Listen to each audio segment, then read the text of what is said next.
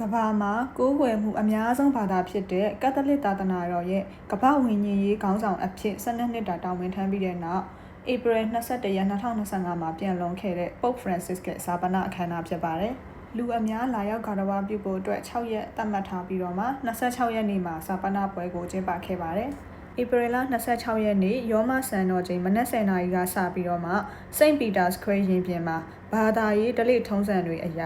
ရဟန်းအမတ်ကာဒီနယ်တွေရဲ့ခေါင်းဆောင်ကနေပြီးတော့မှဒီဇာပနပွဲကိုဦးဆောင်ကျင်းပခဲ့ပါတယ်။ရိုမန်ကက်သလစ်ဘာသာဝင်တွေရဲ့အကြီးအကဲဖြစ်တဲ့အပြင်ကမ္ဘာခေါင်းဆောင်အဖြစ်သတ်မှတ်ခံထားရတဲ့အရှင်သူမြတ်ရဲ့ Mass Funeral ကိုလူထု2သိန်းခွဲကျော်ကပါဝင်တက်ရောက်ခဲ့လို့ကမ္ဘာအကြီးဆုံးဇာပနအခမ်းအနားတွေမှာပါဝင်ခဲ့ပါတယ်။ယူကရိန်းသမ္မတဇာလန်စကီ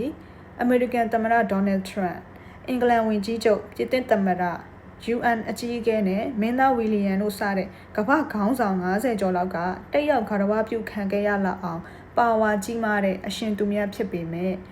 တရားပြေဝသူနှိမ်ချသူဖြစ်တဲ့အတွက်သူ့ရဲ့အုပ်ကူမှာဘာကုံပုံးမှမထဲဘဲနဲ့ Francis လိုပဲသူ့နာမည်တစ်ခုတည်းကိုရေးထိုးဖို့တောင်းဆိုခဲ့ပါတယ်။ရိုးရှင်းနှိမ်ချတဲ့ဘဝကိုတင်ပြပေးခဲ့တဲ့ကမ္ဘာခေါင်းဆောင်ကြီးတစ်ယောက်အနေနဲ့တော့ကျမရဲ့နှလုံးသားထဲမှာအမြဲတမ်းအမှတ်ရနေမှာဖြစ်ပါတယ်။